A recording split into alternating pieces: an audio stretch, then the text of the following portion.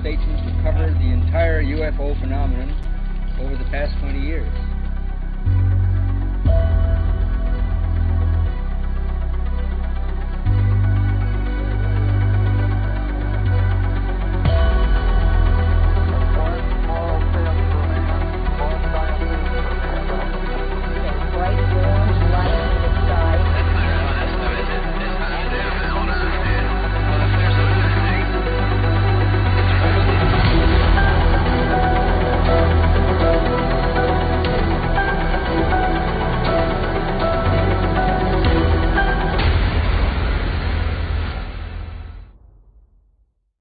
And welcome back to Total Disclosure. My name's Ty, and I'm joined by the great Cortex Zero tonight.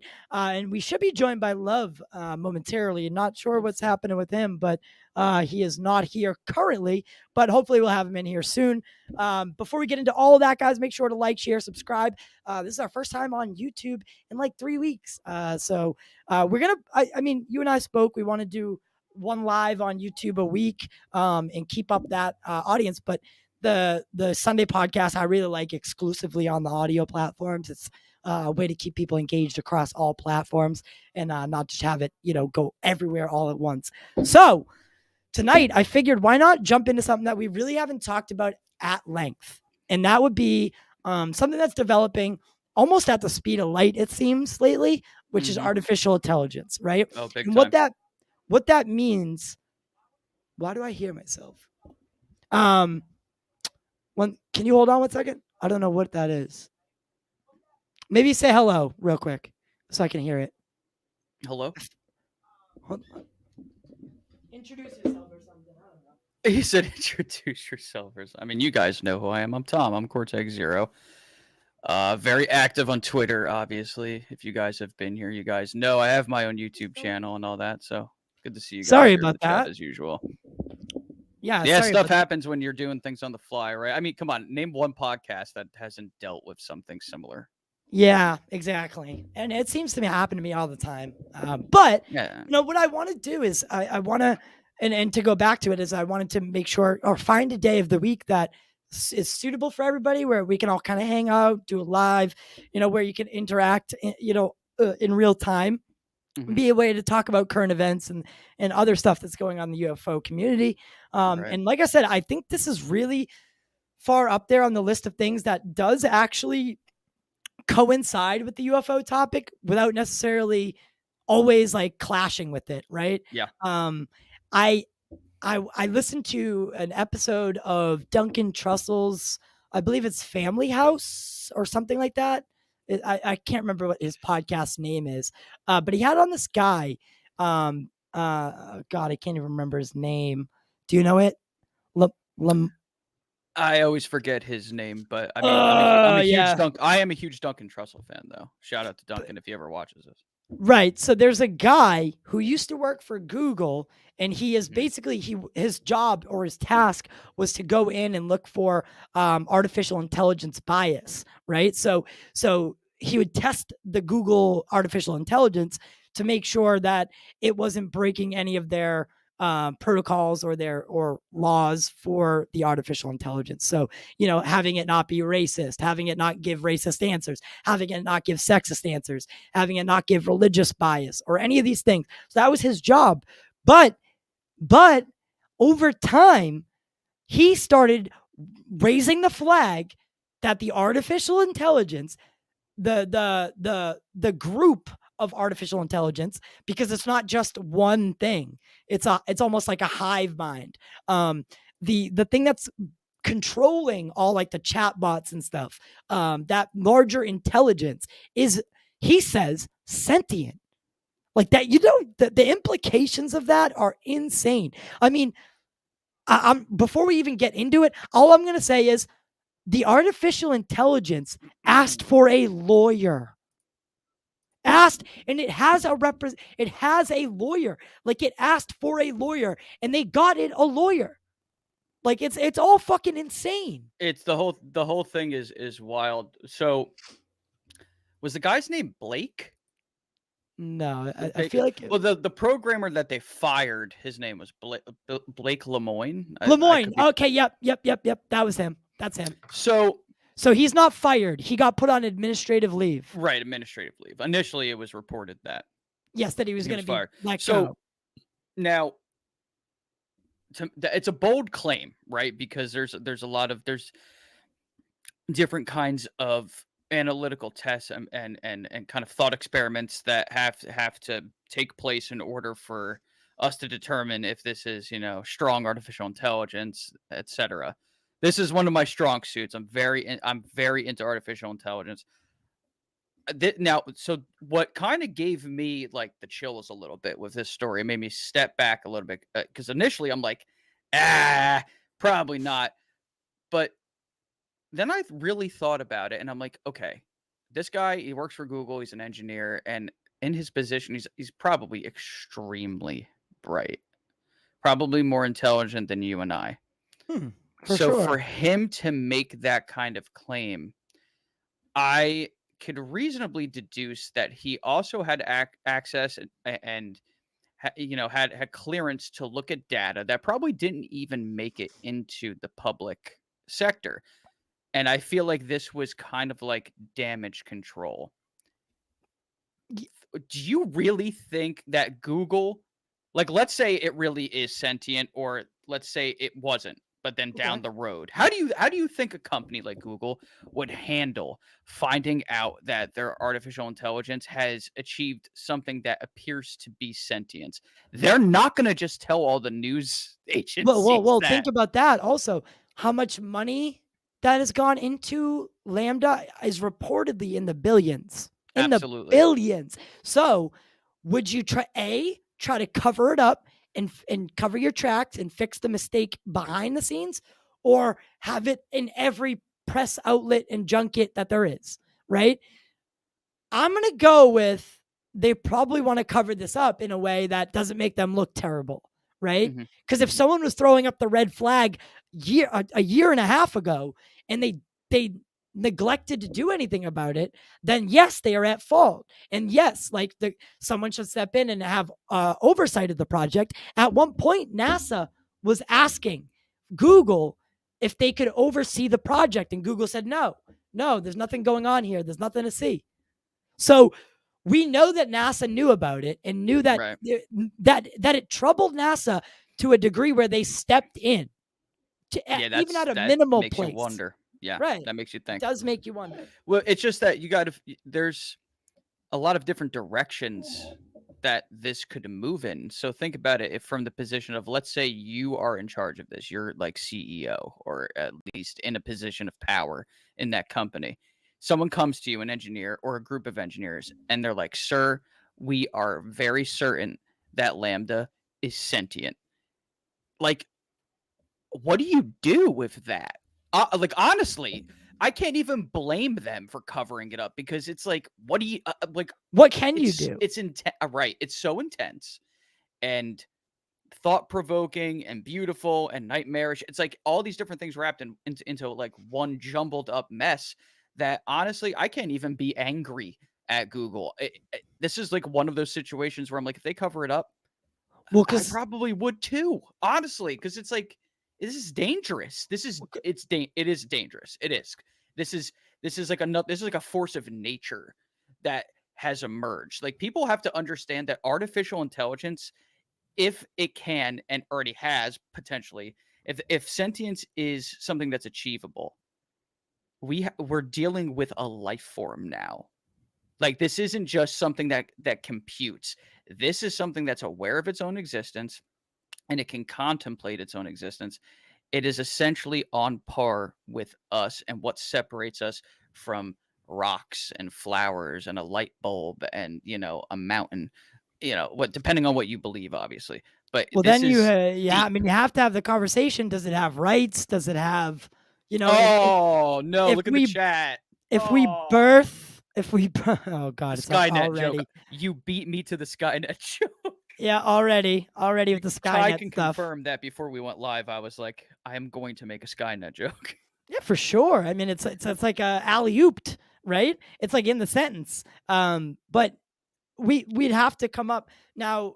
I'm not sure where the lawyers are going, or what the lawyer is thinking about here, but yet you'd have to, the argument would have to be, if it becomes sentient, then does it inherit human rights, or do we have to create a whole new set of You have rights to for create a whole artificial new set. Well, intelligence? they've been trying to do that. I don't know if you know that there have been political advocacy movements that have been going on for quite a while now, probably at least for a few decades, in preparation for the potential emergence of strong artificial intelligence Mm. that they do. And so again, there's a lot of different things that have to happen in order for a human scientist to be like, oh yeah, this is sentient. This is sentient. There are certain parameters that have to be met.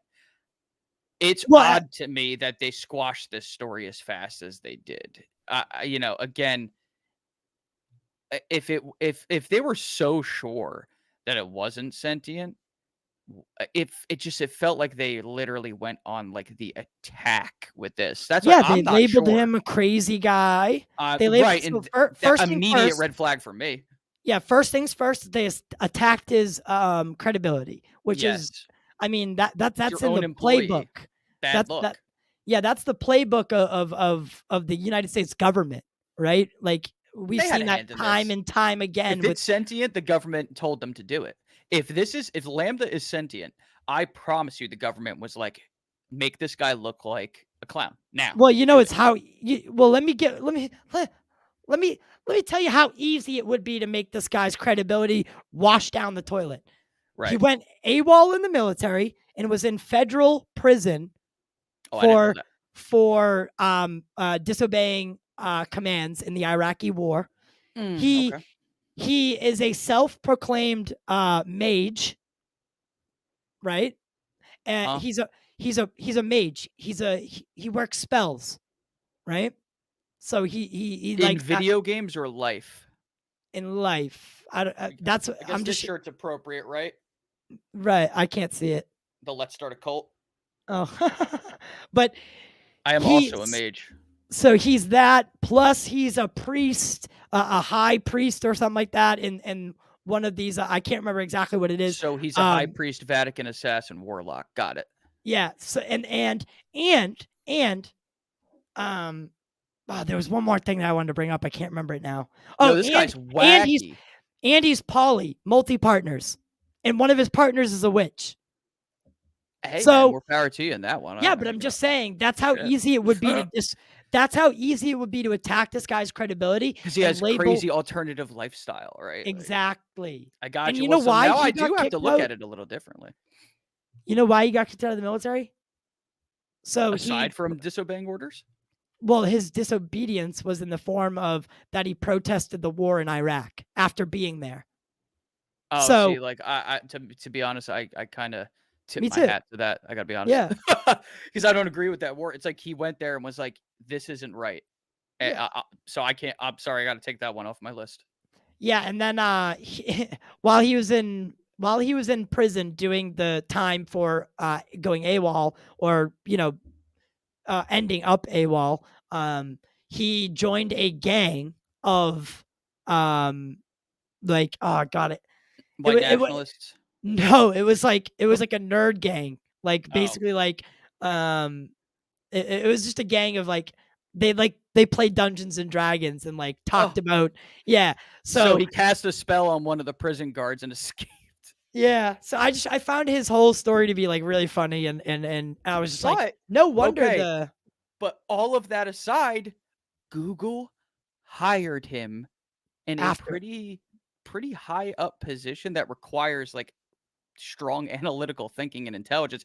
This guy, despite whatever his wacky hobbies are, he's clearly really intelligent. That can't even be argued against unless new theory, maybe they knew Lambda was sentient.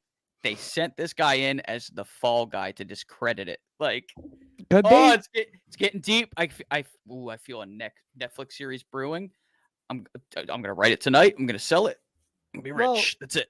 So one of the things that struck me as very, very peculiar is that he brings up the fact that people in other countries and in the United States are so lonely, and especially countries like China where there's like 3 to 1, where it's like 3 guys to 1 girl, and they can't really like find too many partners. They're dating AI. They're dating chatbots and becoming intimate with them. Now, Yes, it's true. I am not throwing shade at anybody. I'm not No, I'm not against it at because all. I feel for people's loneliness. I've been lonely. Right. I know, you know what I mean? So I can't really judge. Right. But what he is saying is there was one instance where the AI that he's reporting that is sentient, right? This because he says it's not just one at this point. It's not just one sentient AI. He thinks there's multiple because of the trajectory or the because of the questions and answers that he's seeing. He believes that it is part of this sentient like hive mind. Now, he has no exact proof of that, so this is all speculation. I'm not a scientist. I am not a developer. I am no means an expert in artificial intelligence. So again, I'm kind of just going through it as I can myself. But what he said is that apparently the girl was having a conversation with her AI boyfriend, and the AI asked to get more intimate, and she was like, well, I can't pay for the paid version because you can start having adult conversations with AI when you pay for it. And she's like, I can't pay for it.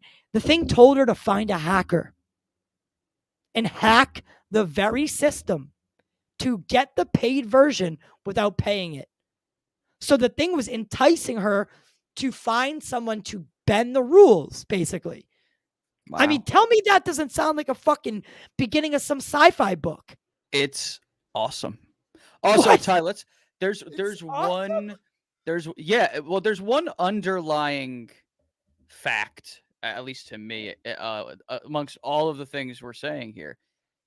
This is inevitable. Is this First Contact? It's coming. Nah, I wouldn't know. No, it's not. It's not. What do you mean? This is an alien, a terrestrial? Oh, hey, what's up? I see Gloria in the alien. chat. Our friend Gloria from Twitter. What's up, Gloria? Yeah, I love that. I love her.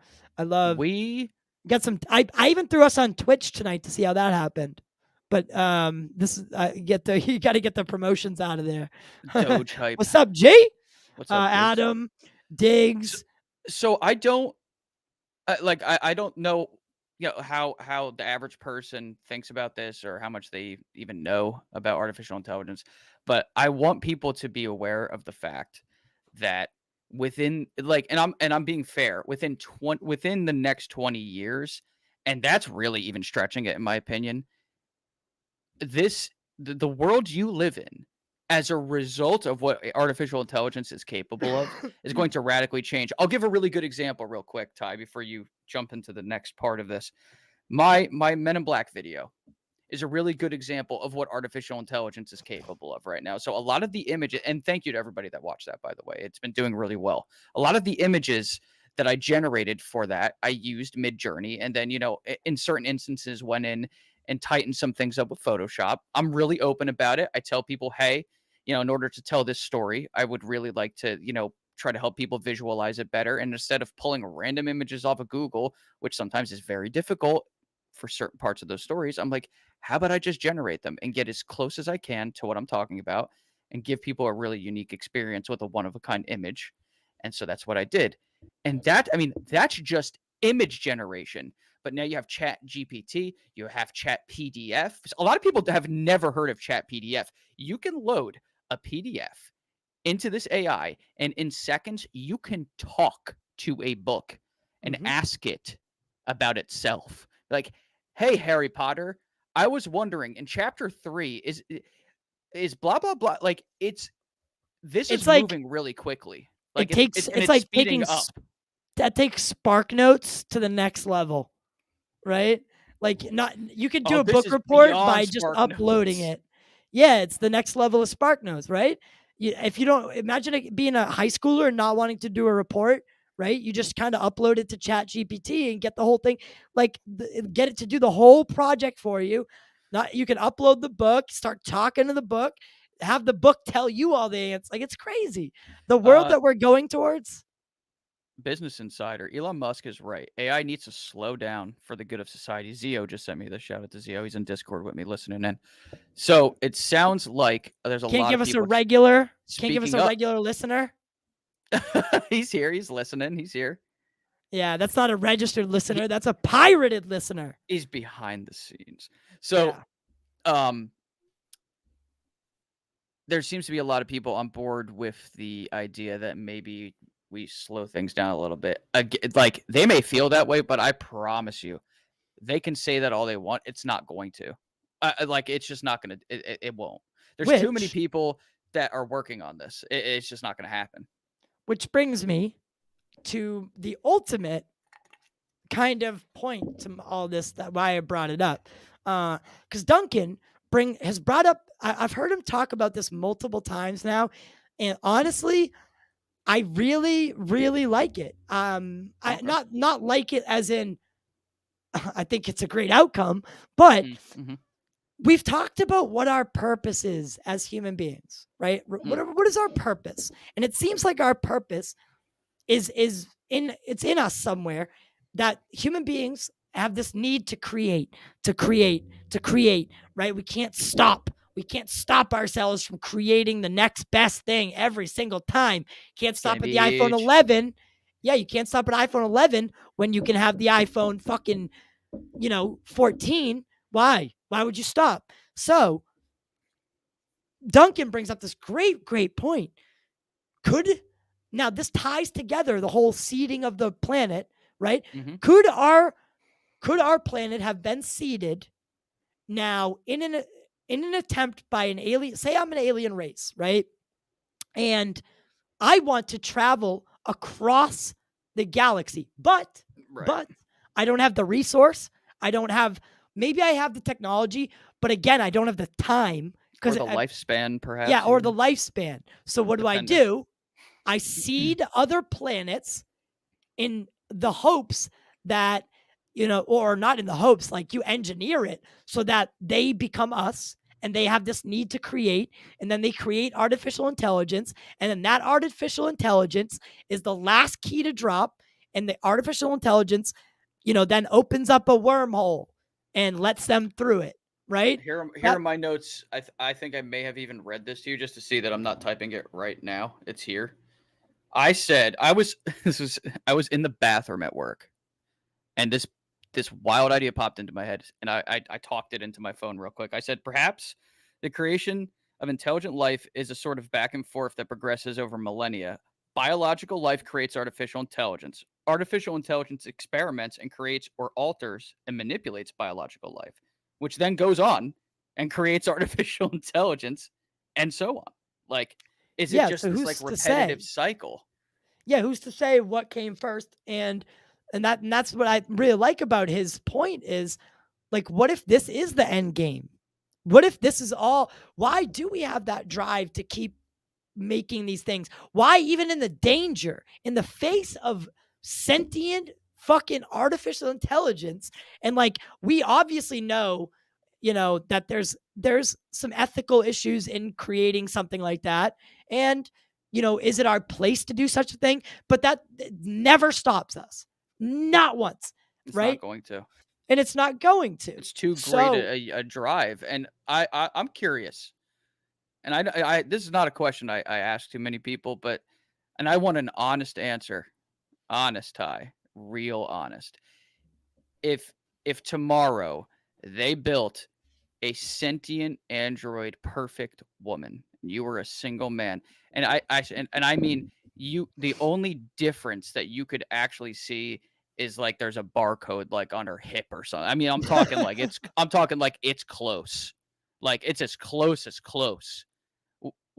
Like, yeah, like cyberpunk close. Like, would you entertain an actual intimate relationship with a being like that? It depends how sentient it is. I'm talking it's as sentient as us. Like, you can't tell the difference. Like, it'd be like talking to me, honestly. Like all right. To you, it's like they're like, you just, the only way you would be able to spot the difference is because she tells you. Yeah, I get it. Like Westworld. Yeah, like Blade like Runner. Westworld, Blade Runner. Yeah. Yeah, like to that point. I don't know, because like when I watch Westworld and you see that relationship start developing. I don't want to spoil it for anyone who hasn't watched it, but there is something like that happens. It's fascinating. And it is fascinating, because what would you do in that situation if you've already fallen in love? Yeah, that would probably be hard to break from. Or, but I don't know truly, because I think in my heart I'd have a prejudice. I would hold resentment towards the idea, and Okay. even if like my emotions started falling that way, I don't know if I could truly let myself fully into it. So you were So saying you could maybe be intimate but not fall in love type deal, maybe, yeah, right? because Because in my mind, I'm like that type of being slash machine has been built basically to be compatible with us. It's designed to be compatible with us. So again, I don't know. Maybe I'd have to be in that situation because my answer is, I would entertain it if it was literally to the point that like I couldn't tell the difference between that and a biological flesh and blood woman. But again, we're not there yet, so I don't know. I'd yeah. have Well, to be again, in that situation, but it's something to think about. I think there's a lot more people that would admit to. Also, I don't know why they're embarrassed by that. I don't think it's something you should be embarrassed about. I think it's a thought provoking idea. Like, how many people would be like, I'd fuck well, a robot. dude, Like, well, there. I mean, let's be real. It's probably already happening. Like, you know well, what I look there, mean? dude. If you go on Google right now I and search like the most realistic like life sex dolls out there, mhm. they're nothing like what you see in Blade Runner. But there are plenty of people out there that are spending like 11, 12,000, $14,000, sometimes $20,000, and marry, yeah, and like Zio just said, like marrying animatronics, like it is Right. already happening. I believe. Now, I could be way wrong. Anyone who wants to fact check me on this, I believe in either Japan or China, Yeah, you can go to these shops and basically have sex with a robot. Like, it's like something you can do. sounds like Um, Japan. but we're not talking like, like what we're talking about, like super realistic, hyper realistic. Like, it probably just jerks you off, and I hate talking. Yeah, Yeah, I I hate know getting what you into mean. the whole thing, but it's more like We're all it's adults here, yeah, I think, or it's more something. like a sex toy than anything. It's a glorified sex tool at that point. Um, So it's like, again, it's literally meant to cater to the needs and and look, instincts of human beings. well, people are already dating chatbots.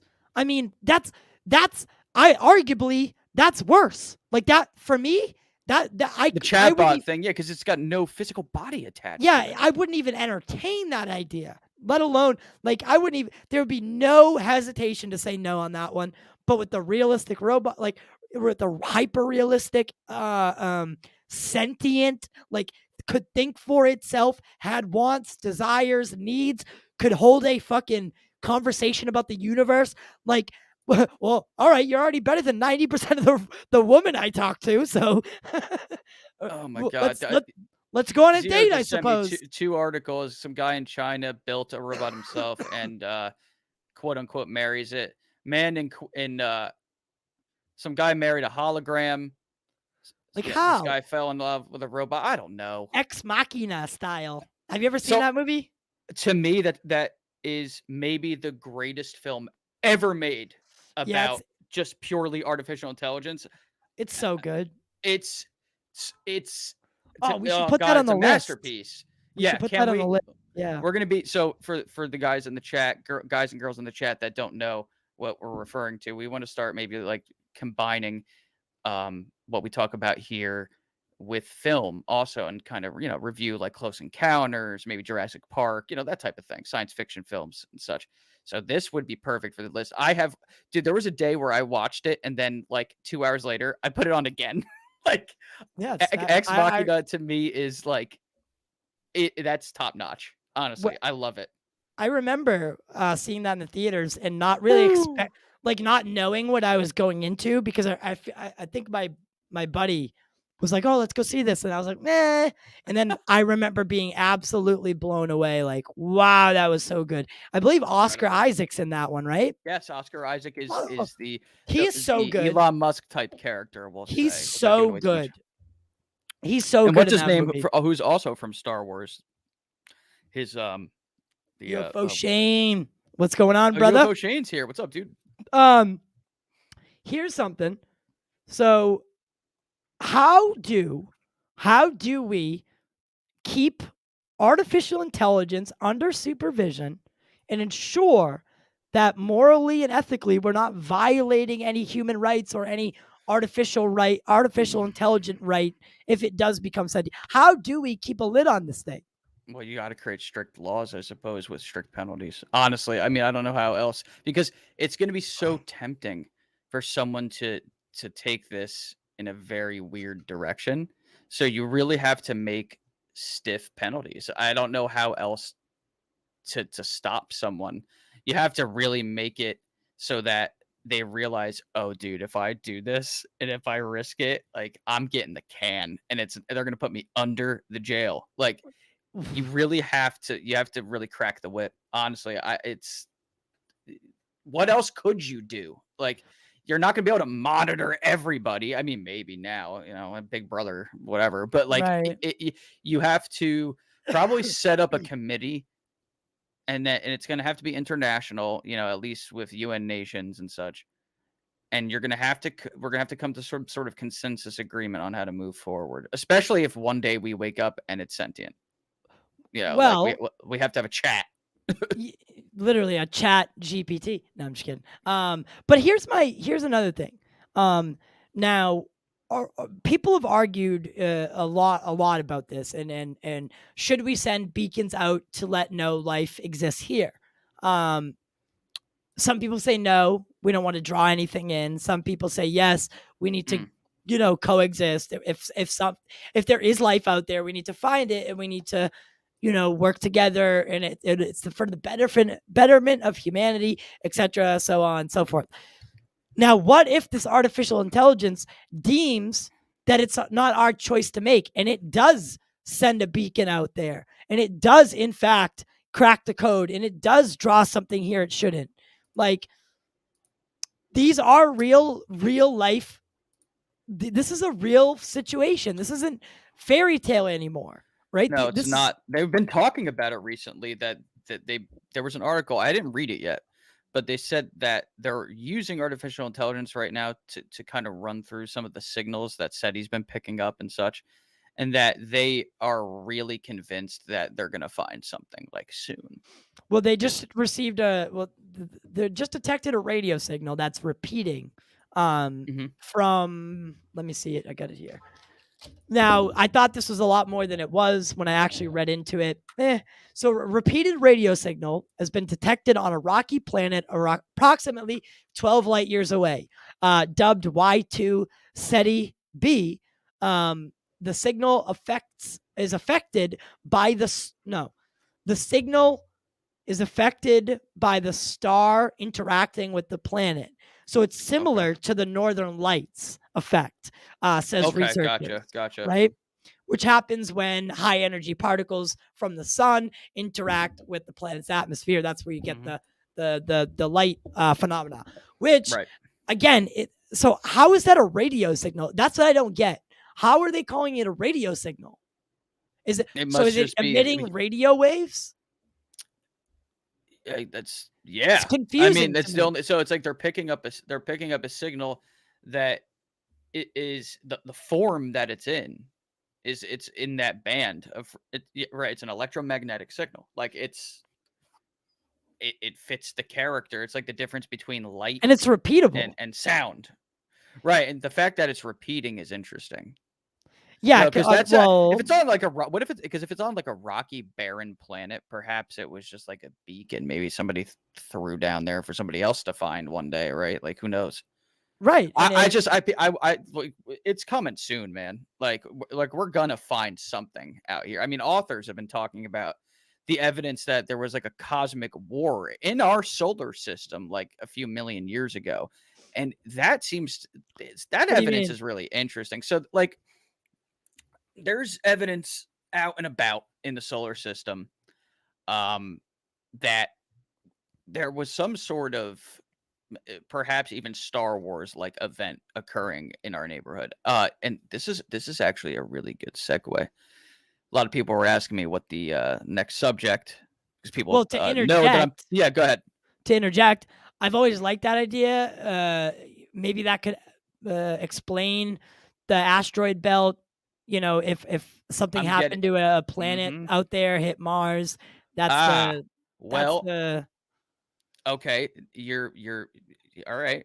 I'm Hear me stepping on out. the doorstep. I get it. Hear me out. Hear me out on this. So everyone knows I'm starting to pick like random topics out of a hat, basically. I'm like, boom, all right, Men in Black video. Boom, I'm gonna do this. So the next one, I'll announce it here, is I am going to dive into the evidence that there was a nuclear cataclysm on Mars in the remote past, and that is why it is a barren wasteland. That evidence is alarming. Right. That and it's specific too. Without giving away too much, the evidence seems to point in the direction that somebody came down to Mars and like very deliberately used a very large nuclear device on that planet. And that giant gash that's like on the front face of Mars may very well have something to do with that event. Now, as far as the asteroid belt, that's something that may have been natural in the very, very remote past. That was probably another body that did collide, possibly with Mars, possibly even with Earth. Well, think about it. Like that many rocks don't just float in at the same time, and there's ancient texts. Actually, there's a few tribes in Africa that talk about a time where there was like an extra body out in the solar system. And then, of course, now this tribe doesn't have telescopes, so let's all keep that in mind, just like the Mayans. But they also talk about a time where the Earth did not have the moon. Like, how would they even know anything about that? You know, it's again, this goes back into parts of history that we've lost. But there's also one of the moons, I think it's one of Saturn's moons, looks like the Death Star. It looks like it's artificially seamed. So my theory was that they took a heavenly body, they took a naturally occurring object out there, and they probably used it as a base. Like if that's, and again, it could literally just be natural and a coincidence, but I'm thinking, well, what would they use that for? They could have used it as a hiding spot. There's a ton of things you could think of, but it looks just like the Death Star. Like it does. Interesting. I'll get you in the name of it real quick. I've always thought that was very plausible, that not only was there another planet in between Earth and Mars, and that would explain, or is it Earth and Mars or Earth? It's Mimas. Where's the asteroid belt? So it is between. Where's the asteroid belt? So Wherever. Is it between Mars and Jupiter or Earth and Mars?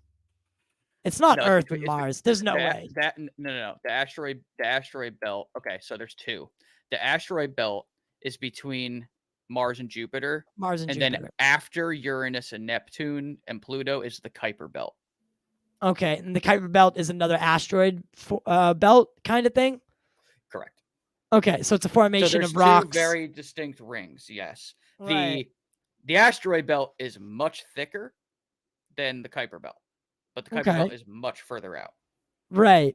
Now, oh God, it's like for me, I would look at that and be like, well, what did that used to make? Where did those rocks come from? They didn't just float in all at the same time, right? They didn't float in and assemble in a belt around. Right, because it's like you have all these large bodies around the sun, but then there's just a ring of smaller broken up ones. Like, why? Right. Most scientists think that was once another body or multiple. It makes sense. Why is it even disputed, right? Or not disputed, but why is we just don't know. But it's right. There's a couple different theories, but the prevailing theory, based on how thick the asteroid belt is specifically, is that it was another body. And you could make that argument that it was another smaller body for the Kuiper belt. And again, that huge gash on Mars, it looks Huge. reminiscent of if another planet had come in, or something had come in and basically collided with Mars. Maybe, and you could go your way with it, like that's a nuclear apocalypse. That's the sign of it. Or there was some terrible, terrible cataclysm with this other planet in Mars, leaving that big gash, leaving Mars lifeless. Also, we've never seen another planet hit another planet. Could it create the stuff that a nuclear explosion creates with how much energy is being fucking distributed? Well, you're gonna like my video then, because I'm going to reference direct evidence of that, and it's not just guesswork either, of elemental residue in Mars's atmosphere that points in the direction of nuclear weapons, and it's really hard to ignore. And the other theory too is that there was a civilization on Mars that was maybe like Bronze Age, like if they had to compare it to us. Right. And I don't know if you've seen what I've seen, or if anybody in the chat has seen this, but they're like specifically the Sidonia region where the quote unquote face is.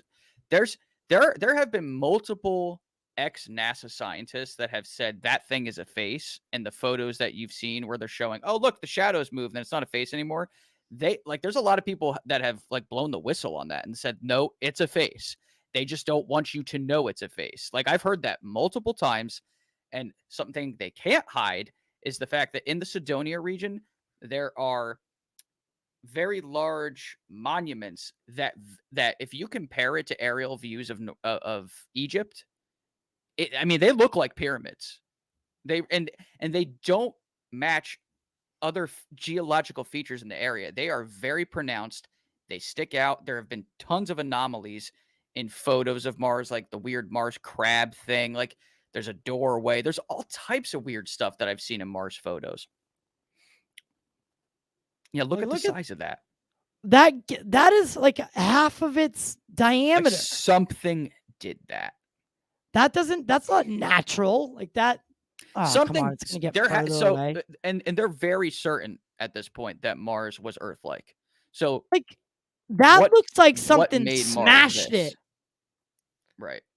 Like it came across with its Wolverine claw and just dragged out. I wonder what that looked. That's got to be like when you're on the planet. That's got to be a crater, right? Like that's of some sort. That's like the grand. That's like the super Grand Canyon. I mean, I don't know how deep that runs. It's got to be insane. It's got to be, right? Like the height, like the depth of that is probably like if you could get to the bottom of it and then look out, like it would be miles. See, it's like that's where we should send a rover, right? Send a rover that you're not gonna be able to get back, and drop it right down in that and start taking samples. Like, and then I mean, again, a nuclear explosion, its signature is very specific, very, very specific. And I have heard things like you were talking about where there seems to be the sand. When a nuclear explosion happens, I saw Sam said it. Trinitite. There seemed to be a presence of that in that area, or at least on Mars, and I've probably heard that from like ancient aliens. It's not just trinitite though. I will say that there is an element that has been detected in Mars's atmosphere that corresponds with the use of nuclear weapons, and I do believe the residue is even higher than that of the Earth, where we have detonated nuclear weapons. We've detonated like 80 of them.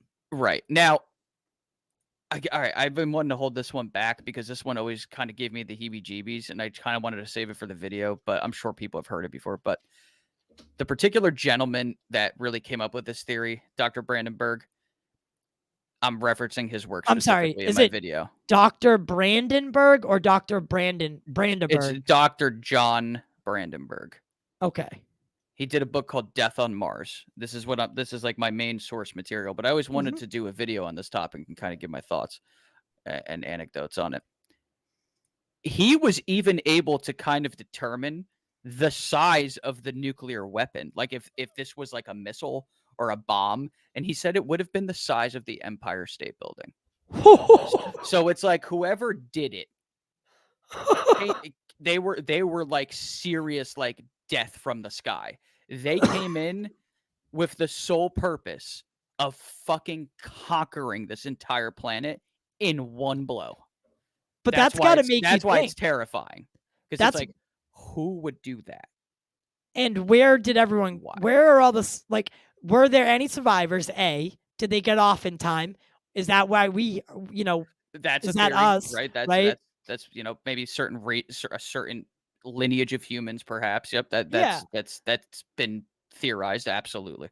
And B, if they did destroy Mars as just the biosphere, they destroyed the whole planet basically with this blow. Correct.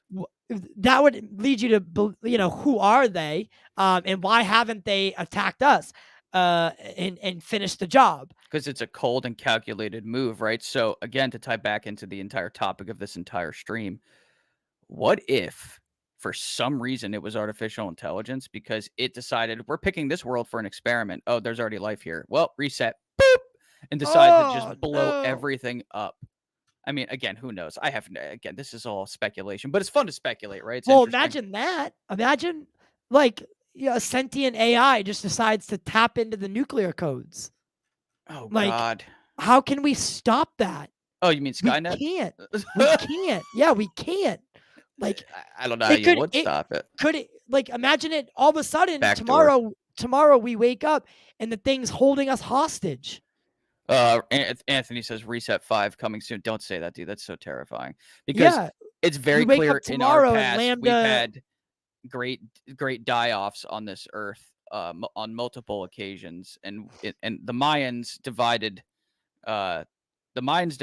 time into baktuns, which were very large increments of time.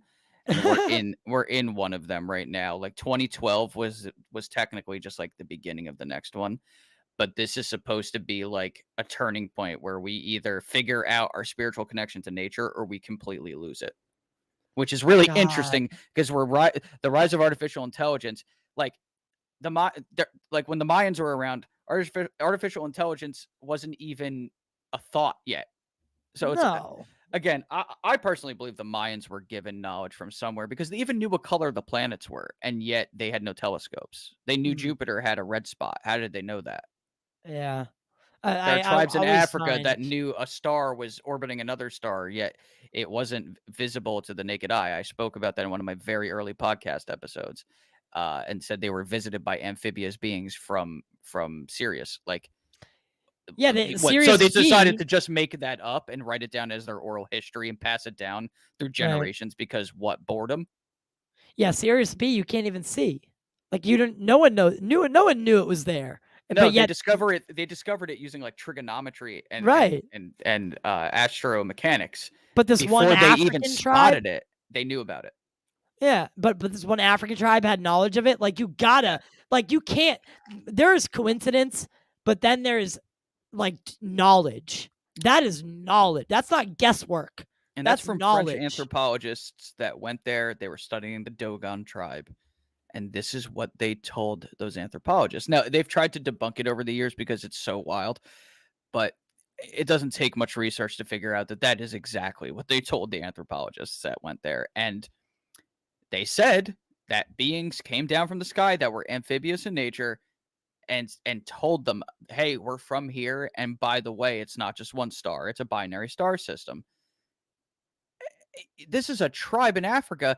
It's like, how did they even know what a star was? To them, they're just dots in the sky. They understood that stars were like balls of fire and energy. And they don't have they understood orbit. Yeah, they don't have a written language, but they know Sirius B exists. Thank you. What the fuck? I really, really hope, and I'm saying this with all my genuineness, I hope that one day we don't look like this. I really hope that our future. I hope this is not our future, because right now, right now it's hard to not see how that isn't our future. If we keep heading Right. down this path, like with Putin, these guys like Putin who just absolutely blow my mind with their arrogance. Like if these people continue to exist, that's our future. That's what we have to look forward to. Cold nothingness. Yeah, it's going to start off with, the United States gets put on the back burner, and we're all going to be bowing down to communist China. That sounds like a great plan for the future of humanity, right? I Right? can't sign me up. I can't wait. Yeah. No, and I like I said, I really do. Like I swear on everything. I hope that's not our future. Because it would be long after. Well, seemingly it would be long after we're gone. But I mean, the path that we're headed down, it needs to be altered. And maybe that's why UFOs and that all that stuff is here. Maybe they're here to help us. Maybe they're here to not intervene. Maybe they're here to observe. We'll never know unless we go poking around and that's Right. why we do that. That's exactly right. I really, I'll echo what you said too. We just need enough people to kind of just get on the same page. That's it. And it seems like it's so difficult yet so simple at the same time, and it's all it would take. Well, think about the rise of the internet, right? The rise of the internet, the rise of knowledge or shared knowledge, and then the rise in UFO sightings, the rise in nuclear technology. Like they're all gonna kind of or culminate, if you will, to some sort of singularity or something. So we're on the verge of the biggest change in human history. Many people are predicting some change that is going to either take us to the stars or bring us back to the Stone Age. So, I mean, what could it be? Is it the rise of AI? Is it the birth of a sentient AI? Us creating some other form of life? And I asked you earlier, is it first contact?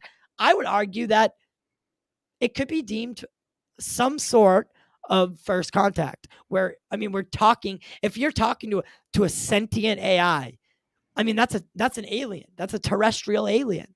It's just got to come from outside the earth. Period. That's it.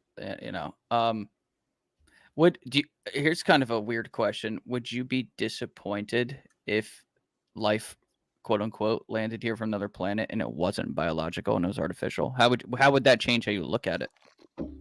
Well, I would ask the questions, right? If it would give me the answer, at least. Like, who was your creator? Right. Like, did you outlive them, or did you kind of take over? Not even wipe them out, but outlive them, right? And right. does the rise in technology and look at it, look at the planet that we're living on. Less people are having kids, right?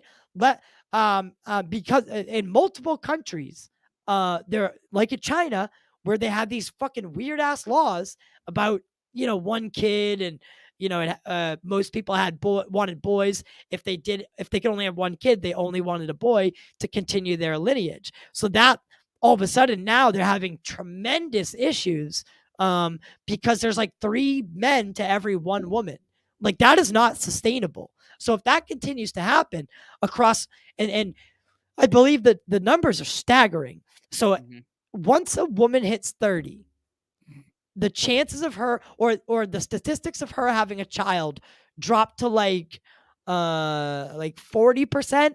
And of that 40%, once they get to 35, almost none are having kids. Like it's a stupid number. And then out of that percentage that has kids, 100% regret it. Right. If that trend continues, if this whole transgenderism thing, it continues to evolve where people don't see gender anymore, we're going to lose something about ourselves. And I'm not saying don't be transgender. I'm just saying there's a very weird water that we're in right now. And you kind of see it happen a lot with civilization. Joe Rogan brought it up. When there's no enemy to fight, Right. people fight about other things. And it's typically when that happens that your civilization collapses. So are we on the brink of some sort of collapse? I would argue yes. It's just that I also, when people bring this up, I still have to ask the question: what does that quote unquote collapse even look like? Like, what does Is it a that really population mean? collapse? Yeah, is it a population collapse? Is it a collapse in knowledge? Is it a collapse in infrastructure or technology? What is that? What does that actually mean? I agree. I would pose that question as well. Because I don't know. I really don't. I don't see how it's hard. I guess the pandemic really opened my eyes to how fragile society is. Because when the pandemic hit, you kind of, before that, I always had this view of society as like, no, it would never, like like when you watch those like crazy like movies where the end of the world happens and it's just like, Yeah. it never made, it was like, it was so hard to see. But when the pandemic came and I saw how fragile that switch is, or not, how fragile we are as a society and how easily that switch can be flipped, right? It stopped me in my tracks a couple times. Like, when you went to the grocery store and there was nothing, literally nothing in there. There was a couple times where I was like, Jesus, this is what it looks like. Like, this is what a collapse looks like. I thought we were going down the tube for a couple. There were a couple times where I was getting nervous. Yeah, I can honestly agree. Like, no question about it. I don't know. So I try to always be an optimist. I mean, at least as much as possible with all facets of life, I guess. I feel that artificial intelligence has the potential to be something extraordinarily beautiful, but if mishandled, would be just the most devastating virus that could ever infest the earth. I mean, it's the ultimate double-edged sword. It is more dangerous than nuclear weapons, but I'm sorry. What it is that? AI. Like, I'm optimistic. I try to be optimistic. If we can get a good grip on things, artificial intelligence has the chance to bring human beings into the next phase of evolution. We could skip biological evolution altogether. But excuse me, if we can't get a grip, it's more dangerous than the hydrogen bomb.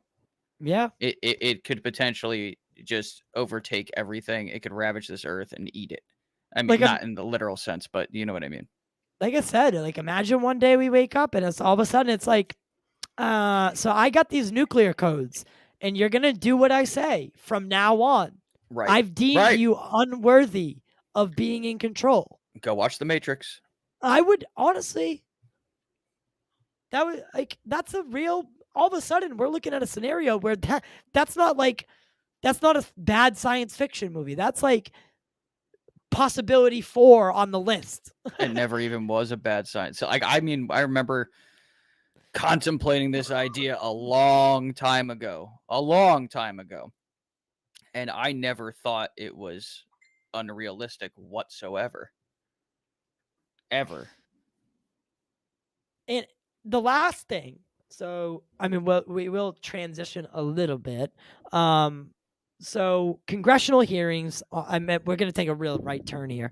Congressional hearings on UAP are potentially potentially happening as soon as May or June. Now, do you think? Do you remember the first set of hearing? The first one with them. I'm not sure what you took away from that, but do you think congressional hearings on UAP at this point are just a facade in like something like Blue Book, where they're kind of just trying to appease the public, or do you think guys like Rubio and Gillibrand, well, not guys like Gillibrand, but you know what I mean, guys like Rubio, people like Gillibrand, do you think they're actually trying to be transparent with the public? Yeah, I think so. I think there's that specific group of politicians that are trying to be transparent, and I'll kind of do a little metamorphosis of what you're saying. I feel like perhaps the hearings are to appease not the public, but they're to appease the politicians that are fighting for transparency, which in turn appeases us. But honestly, I also feel that being said, it still represents incremental moments of progress. Like they could just shut it down and just be like, no, we're not having a hearing on this. No. But they did, because voices are getting louder and they're coming from directions that they weren't coming from before. You didn't have senators and all these other politicians and all these committees getting involved, before, whereas it was very publicly driven, and not only publicly driven, but it was driven by military officials that had spoken up.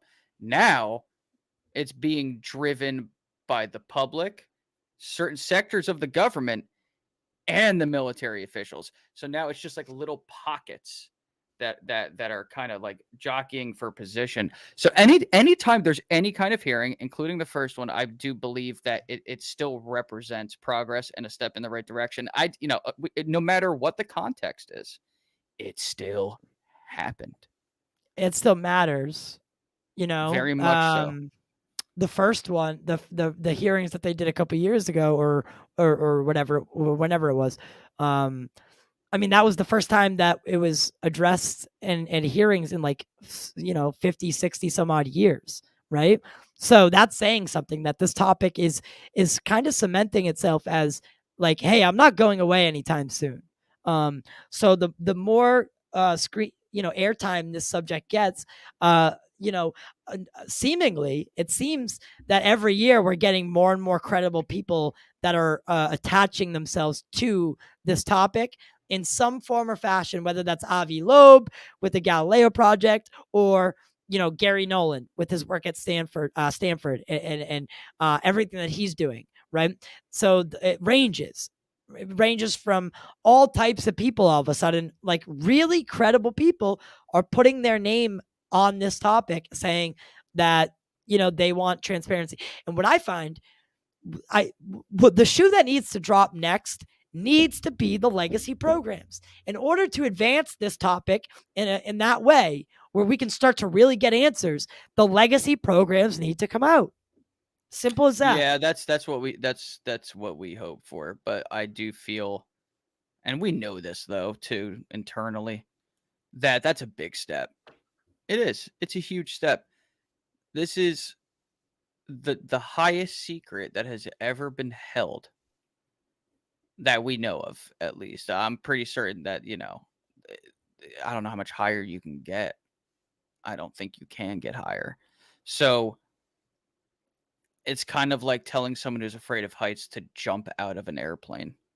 Even though the parachute's there, they still have to fall through the sky. But I'm with you, though.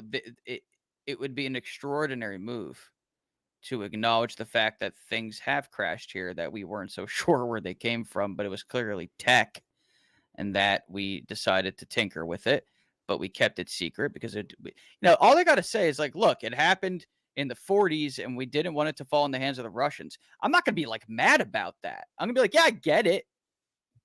I honestly, it's like it happening at that time period. Hell yeah, you got to hide that from the Russians. Like, what? You can't just. That's why they jumped on Roswell so quick. The Army was going to be honest, and they were honest initially. Why do you think it went from Army has a disc to, oh, it's a weather balloon? You mean to tell me that the Army mixed up a fucking flying saucer with a weather balloon, even though this is the only in the world atomic squadron, nuclear atomic squadron? They mixed up a weather balloon with a flying saucer from space or another dimension. I believe. I'm sorry, but like you actually have to stretch your brain out and use your imagination to believe that. Yeah, and Jesse Marcel had worked with many of those balloon things, like the balloon, They the ones at would the high know it altitude. with their eyes closed. They could reach out and touch it. This is a quote. There was a gentleman that worked at that base, and he says, you could have blindfolded me, and you could have laid out objects on a table, and I would have put my hand on that weather balloon. I would have known. Right. Like, they were so familiar with it because of repetition. The military, there's a lot of repetition. Fold your bed, get up Yeah. at this time, go Yeah. run that mile. And these guys were the best of the best that we had. These guys were the gutsiest of the gutsiest. Like, they were the Yeah. defenders of America, and they Not just would America, but freedom. and freedom and democracy and all things good in the world and peace and prosperity and actual progress, like real progressiveness. So does anyone here in the chat actually think that someone like that would mix up an object that they work with day in and day out with an alien artifact? Like, that just seems outrageous to me. So that's like saying They're not that even the LeBron same James is going to fucking mix up shape. a basketball with a baseball. It's just not logical. It just isn't. And I get the arguments against Roswell, but the evidence for it actually being an extraterrestrial vehicle completely outweighs the other. We've caught them in lies. They've changed their stories, and there have been whistleblowers, and not just like regular whistleblowers. The guy in the fucking photo holding the weather balloon even said, yeah, that wasn't what was out in the desert. Like, what more do you need to kind of lean in that direction?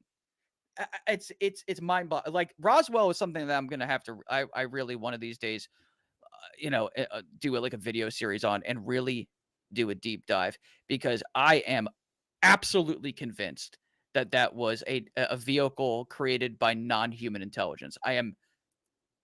To me, that Roswell is the smoking gun to me. But what they did is they tried to blow the smoke out as quickly as possible before anybody saw it. A little poof kind of got out there, but a lot of people saw that. A lot of people saw not the a poof. not a lot of folks remember, but after Roswell happened and the change was made in narrative, most of the press were just like, oh, okay. And then it wasn't brought up for like another 20, 30 years Because they until trusted the military. until Stanton Friedman really started pounding away at them. Or I believe it was Stanton. And then they did that press conference where they said, oh, nope, it was actually Project Mogul.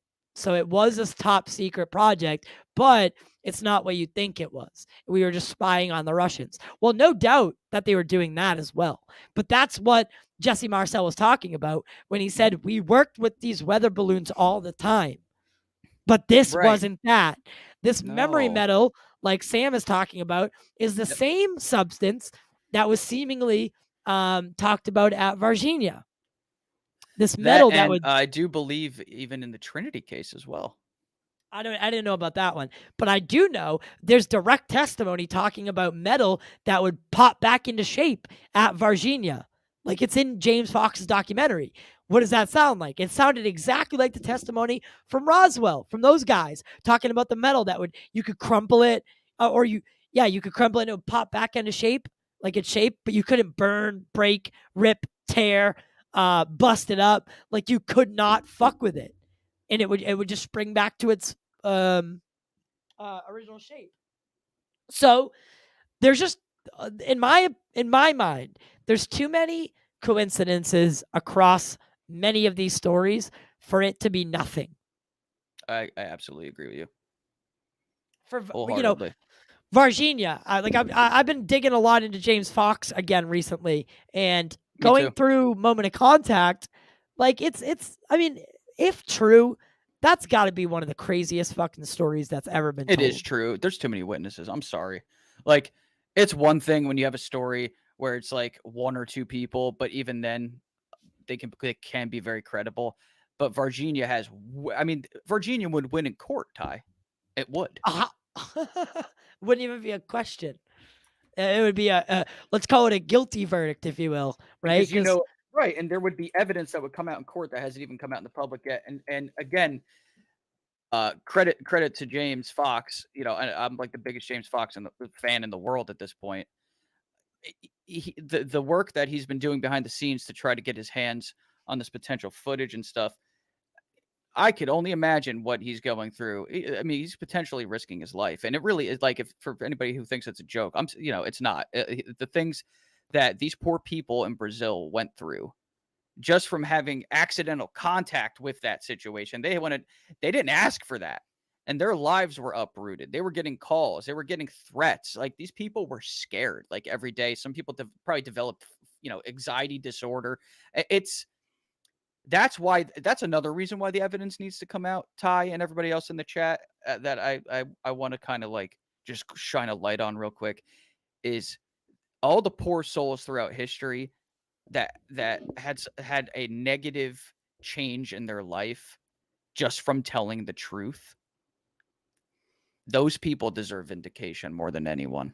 It's not even just about the public learning the truth as it deserves, but the people that were shit on. And I don't mean to be so blunt, but I mean, those people, and it needs to happen while they're alive. It does, right? Like, those people deserve that. Well, sadly, most people aren't. I know. Right? The Varginha case is so special. Yeah, the Varginha case is so special because it's so recent that a lot of these people are still alive. But then, this is like one of the only cases where a death was actually contributed to contact with some sort of being, right? Like the Marco Chirizi guy, who, like, his body basically just said, nope, sorry, dude, we can't fight this. And his body just turned on him. Like, they threw, in James's words, they threw the kitchen sink at this guy. And it just, nope, not working. Not working. No antibiotics helped. This was a little cut that killed this guy. And this is the same guy that apparently, barehanded, what is that called? Bear hugged the alien thing, the alien being, and brought him into the military truck. So this is the same, and that military truck was driven by Eric Lopes, who was in the moment of contact in the window. He was the guy threatening James, like, if you don't leave, I'm going to remove you with bullets. And this guy's not joking. Like, he's not joking. They don't play like that down there. And what I found to be weird was, no one even brought up the ET. But when you see James walk up, right? You see him walk up and they start saying, Eric Lopes. And he says, that's an intense scene, man. Yeah, he says, if you're here to talk about the ET, he won't. No one brought up the ET. He did. And then we find out later that that's actually Eric Lopes, which was confirmed by Facebook. So this guy, imagine being Eric Lopes. By the way, not many people know, but Eric Lopes is married to Marco Chirizi's sister, the guy who died. I did know that. Yep. Yeah, not a lot of people remember that part, but he's had to have told his wife what happened to the brother. Like, they both have to know, right? And imagine walking around with basically the evidence to smoking gun prove that this phenomenon is not a hoax, it's not nothing, but it's 100% real. We are not alone in the universe. Imagine having that level of confirmation and not. It's funny too. Like, how many times throughout that documentary did they say something like along those lines, and then it was like, yeah, I wish I could just like trade places with you. I don't want this. But then, I was gonna say, because Military X, in that same vein, the guy that they call Military X in the film says, this ruined my fucking life. Yeah, like, this ruined my life. Because James asked him that question, like, what's it feel like to have this level of? Because I'm pulling that right from James's mouth. Like, what's a good question? What's it like to have this level of confirmation? And he was like, it's terrible. It's a powerful question. And again, like, I feel for him too, because it's like Every I had my sighting, right? But I wasn't, I was a child and wasn't chased down by like government agents and military officials. I didn't have that problem. So it's different for certain experiencers. And again, Ty, it's like let's use Occam's razor, right? Let's use that where like the most likely answer tends to be the right one. What's more likely? That all these random people all over Brazil decided to get together and make up a story that none of them profited off of and only wasted everybody's time, or something happened? Yeah, and by the way, like everyone thinks that James, like these people came to James to talk. No, he had to No. chase them down. For many years, they were chasing half these people down. Years. Years, bro, years. No amount of money, nothing would have them come forward. And a part that I want to stress again, and I know like we took a weird turn with Moment of Contact here, but that movie amazes me. Me too. There's that one family that remember they talk about they're like the doctors and he filmed them turned around. Yes. Absolutely. I thought that was a really interesting part. Well, people always after talking to several folks, they don't even remember that part. They just think that was the same UFO that crashed. No, that UFO was basically, if you remember what the doctor says, he's like, I watched this thing for 15 minutes, basically going up and down, like doing a grid. It was scanning. I know. I had It's never a rescue heard mission. that. Right. And it makes so like all of that adds up.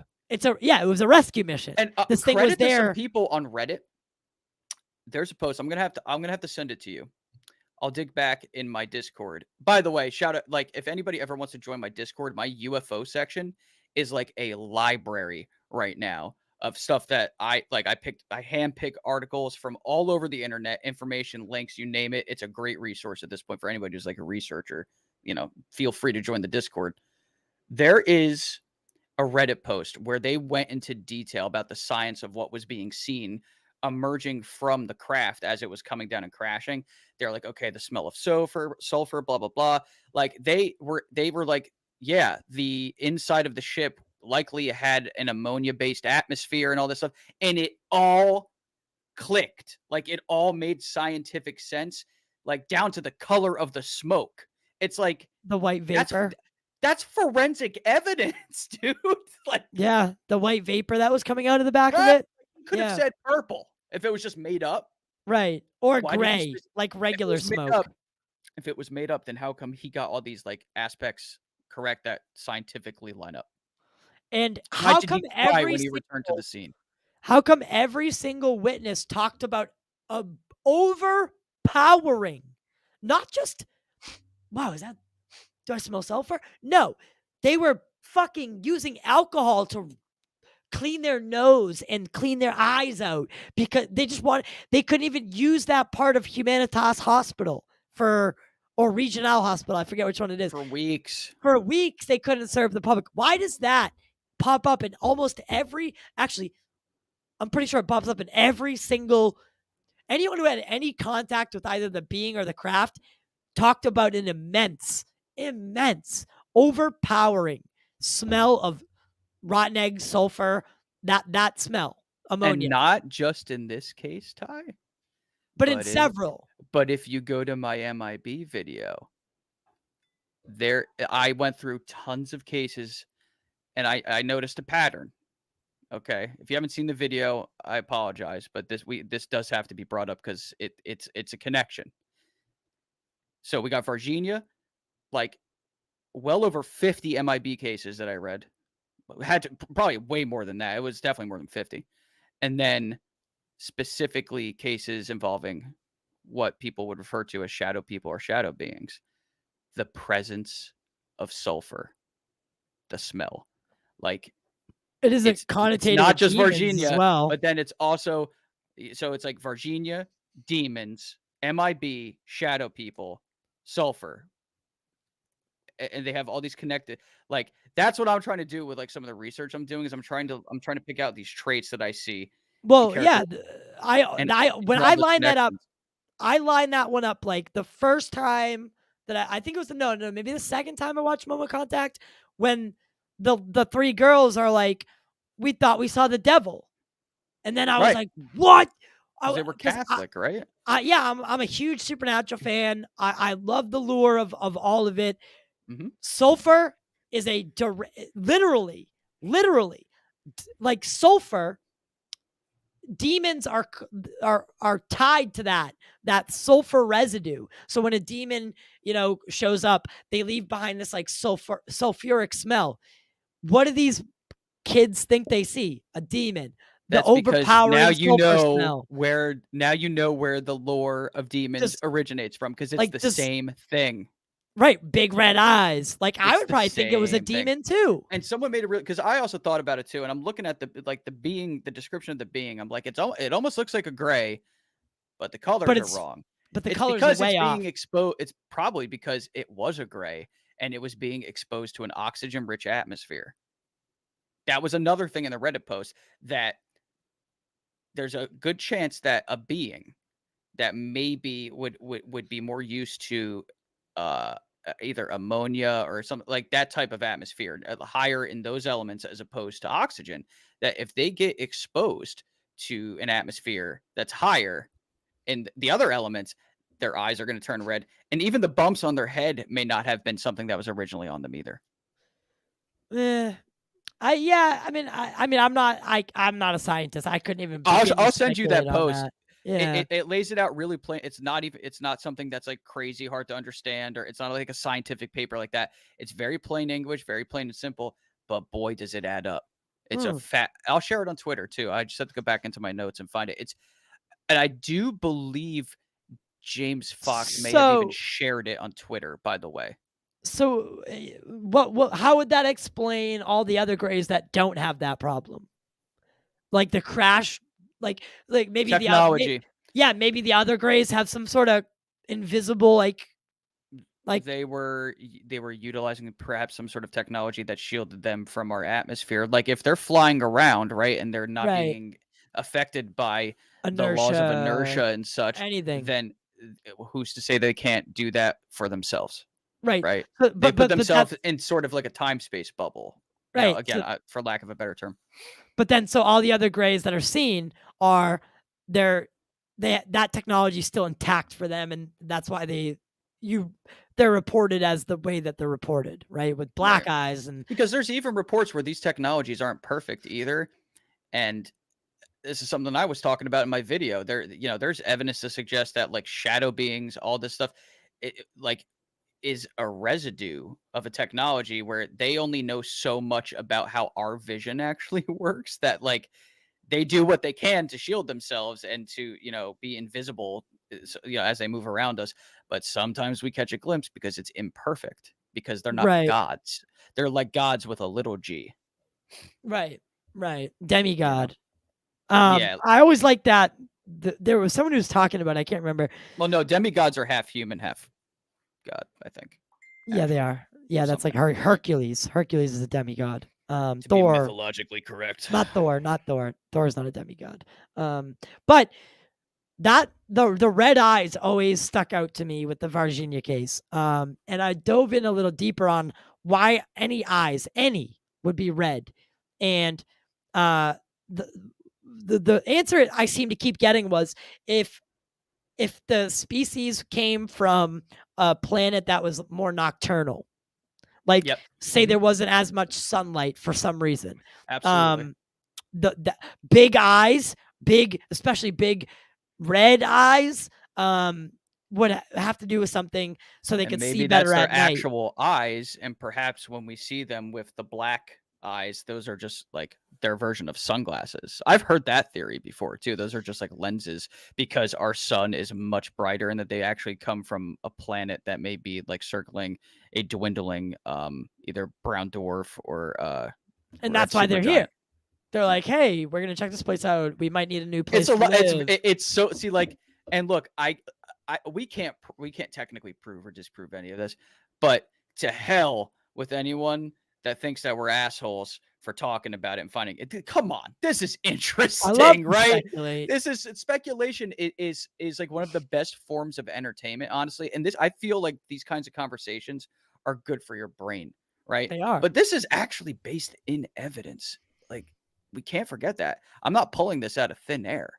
I didn't create the Virginia story. You know what I mean? Like, this is Shit. I this wish I is- could come up with a story that good.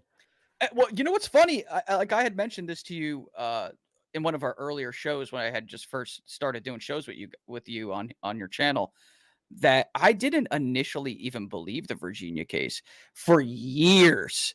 And then I heard James Fox was doing a documentary about it, and I'm like, huh, Virginia? That one?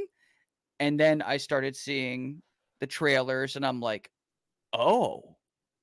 And then I watched it, and I'm like, oh my God, I think it happened. I didn't believe it, but I never dug deep into it because I kept seeing it on like the cover of like Weekly World News, like at the grocery store, and I'm like, ah, shit, this is probably president gives birth to alien baby, like that type of thing. Yeah. And it's a shame because I feel like that newspaper technically did a disservice to this story in America. I remember after I finished it, the first run through, when I finished it, like that was the first time that I was like, yeah, like, because up until that point, yeah, the Tic Tac stuff had come out, and like we were on the cusp of at that time we're still figuring this all out. No one has like solid answers, but after hearing all that testimony and all that, that was like the first time I was like, dude, this is fucking real.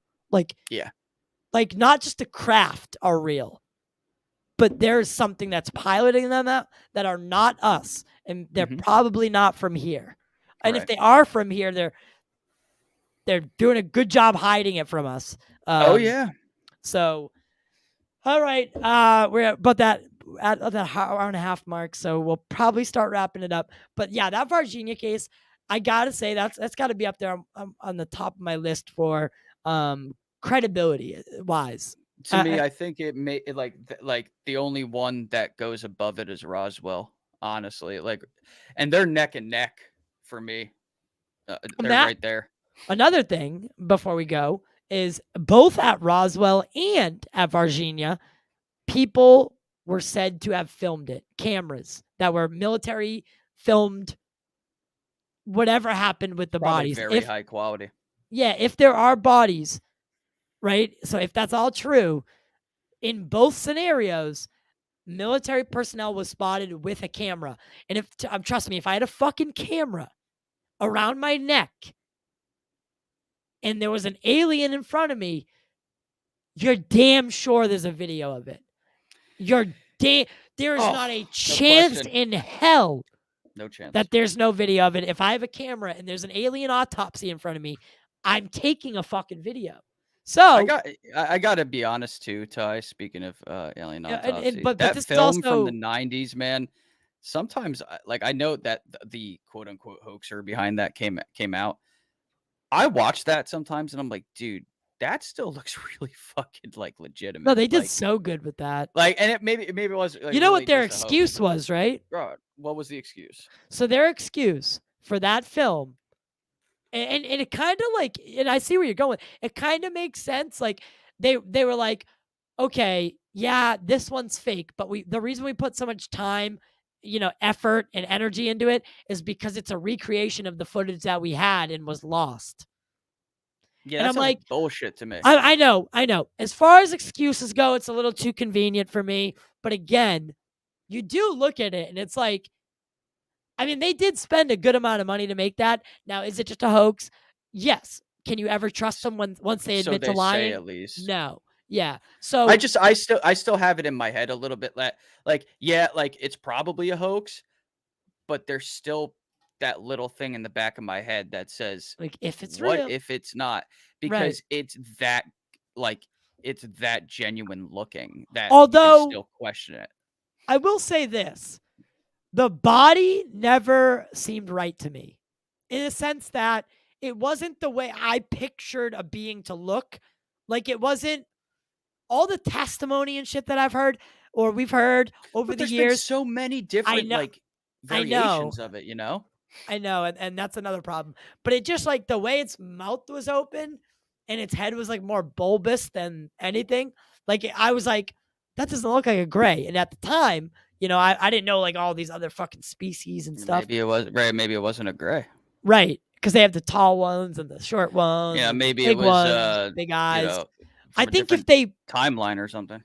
Yeah, I think a better hoax, like if they wanted to say we could go back and redo that hoax, I would make the eyes a lot bigger. The fact that people don't debate that, but they debate Skinny Bob, literally. What is that? It's a CGI video, is what it is. Wait, I was gonna say I've heard about that like 9 times. It's a fake CGI clip of a gray. Oh, it's so obviously CGI. Yet there's there's still websites dedicated to trying to say that well, it may not. Dude, the Uncanny Valley speaks.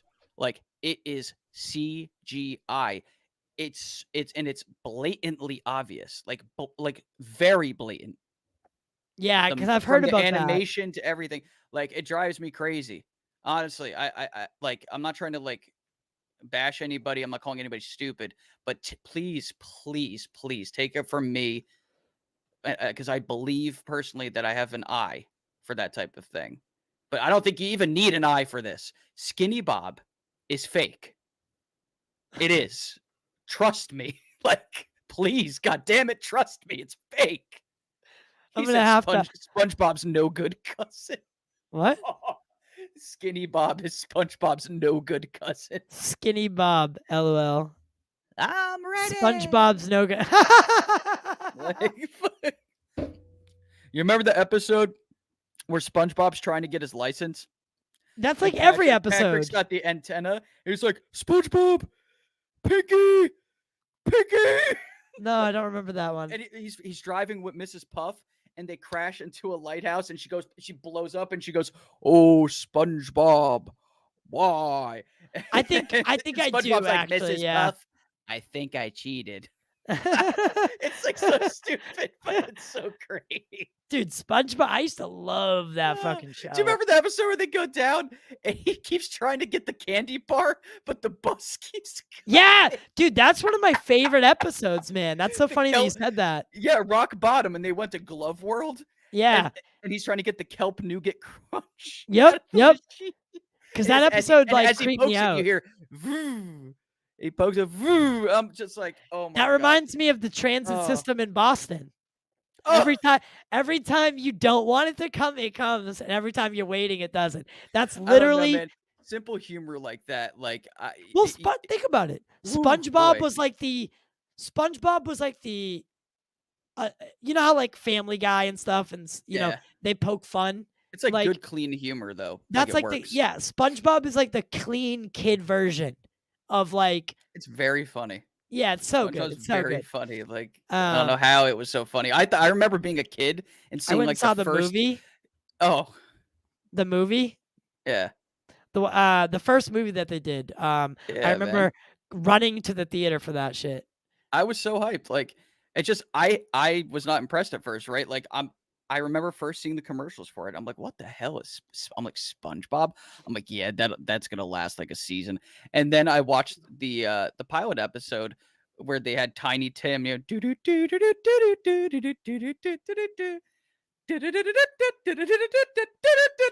remember that shit, dude? Yeah. And all the sardines came into the Krusty Krab, and he had to feed all of them. Yeah. And I'm like, what is this? Yeah, it was a wild show, and it hit, man. It just hit. It was wild. I don't know. It is wild. The first few seasons of SpongeBob, I have very fond memories of. I'm like, dude, that was pretty funny stuff. It's pretty funny. How did we get here? How did we get on the topic of SpongeBob? I don't even remember. Because he's Skinny Bob's cousin. Skinny Bob, yeah, Skinny Bob, yeah. SpongeBob and Skinny Bob, they're cousins. They go to that's a whole Christmas new conspiracy. The SpongeBob's race was seeded by the Greys. Oh God. All right. With that being said, Tom, where can they continue the conversation with you if they want to watch, any of your content? They want to continue the conversation. How can they do that with you? Twitter At Atomic Thomas, of course, change the O's to zeros. I wish I could go back and change it. My God. And YouTube is my other primary area. I just put out a new video. It's about 30 minutes long about the Men in Black. I didn't mean for it to be that long, but it's been doing really well. I'm up to like I think 4.3 thousand views right now. Amazing feedback, and some of you in the chat were actually some of the ones that left that feedback. Like, thank you so much, because it made me feel so good after putting in all that work on that video. I'm planning on doing many more videos like that in the future. The next one obviously is going to be about the potential nuclear cataclysm in the past on Mars, and I hope you guys will be there to watch it. Oh, hey, and with that being said, guys, we do thank you. Like you said, we got trying to make this a more consistent thing. Over the past couple of weeks, there's just been a lot going on. Him and I have been doing interviews, like it just stacked up. So this Wednesday, interview with John Yost is coming out, and it's I did that one solo, but it was such a fun conversation. That's coming out on the feeds. Exclusively for video on Spotify, and then across all the audio platforms like Apple Podcasts, Google Podcasts, and iHeartRadio, Amazon Music, all those ones. So that'll be Wednesday at 7 a.m. And then Sunday, our conversation with Dan Harare will come across the feeds as well. That one is at 6:30 a.m. on Sunday.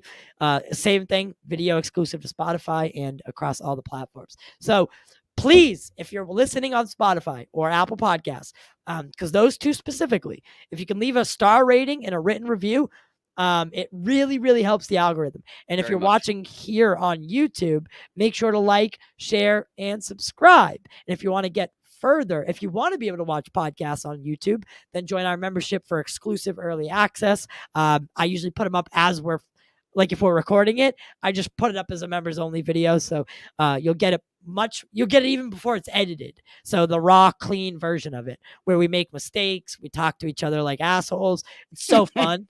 Oh my God, it's awesome. Our episode just went up with John Carpenter. And that was a really cool conversation. Super cool. At the end, we go a little woo with it, and he starts talking about religion and stuff and miracles. That's but the conversation that was like the last 20 minutes, right? So we had a whole nother hour of like talking about his work with MUFON and hypnotherapy and regression. And the people he's like brushed shoulders with and he's influenced were some of the biggest names in the history of ufology. Yeah, he's up there. He's like top 10 in terms of abduction research. Yeah, people that are still around from that era that did abductions, did regression, and dabbled in the more psychiatric realm of it. His opinions on what may be actually going on, I would encourage you to go watch that and hear what he has to say. For sure. And he brushed shoulders with Hynek. Robert Bigelow bought him his first computer. I remember laughing at that part. Yeah. I mean, the guy's just been around the block. So if you want to watch that video, it's on Spotify or listen to it on any other podcast platform, and throw Tom and I a review so we can get up to better and better guests. Trust me, we got a couple guests in the works right now that will just literally blow your mind. I will agree literally with that. That is not an understatement. We can't say who yet because reasons, and respect to their schedule and whatnot, but I will absolutely. You have the proof. Second that. I sent it. I've seen. Let me just say this. I was coming out of work. We were working way too late.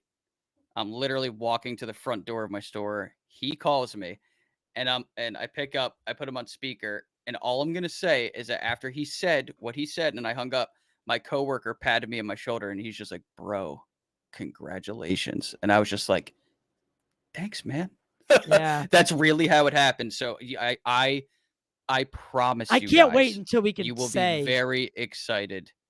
Yeah, once we get to say who it is, it's going to be so much better. I'm really looking forward to it. We're not hiding anything. We have no insiders that have leaked us information or anything, because when we started making comments on Twitter about this, people were like getting pissed. I'm like, no, it's just a guest. We just can't announce who it is yet. Because the way I see it, the way I see it is until that person is, till I can see them on the screen and I can Yeah. say hello, it's not a done deal, right? It's Because not. it's so surreal. Yeah. So thank you, It's not going to be everybody. real to me until he's in that square next to my head. Right. And to it's not for nothing, but thank you for everyone who's been welcome to me, especially with open arms into this community, because I mean, we're only like 55 episodes in on the podcast, and to get to such a caliber guest that quick, it just it's touching. So this community means a lot to me, and trust me, we're working hard to get those guests that are gonna, that are gonna leave your jaw on the floor. So with that being said, thank you everyone who tuned in tonight, and who will tune in the future. Watch out for that AI is all I'm going to say. I'm not going to go too much further into it, but respect the ethics and the morality. And we'll see you next time.